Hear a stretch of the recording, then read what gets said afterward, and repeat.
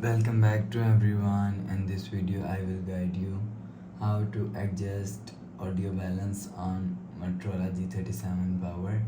Let's start the video. First of all, go to app library. Here click on settings app. Now in setting, scroll down and click on accessibility. After click on accessibility, scroll down and click on audio adjustment, and you will see turn on mono audio, and you will see if you want to adjust audio balance. If you want to increase, so increase from here. If you want to decrease, so decrease from here.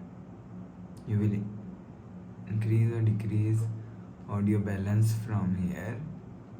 After the process, go back to home screen. Please subscribe for more new latest videos. Thanks for watching.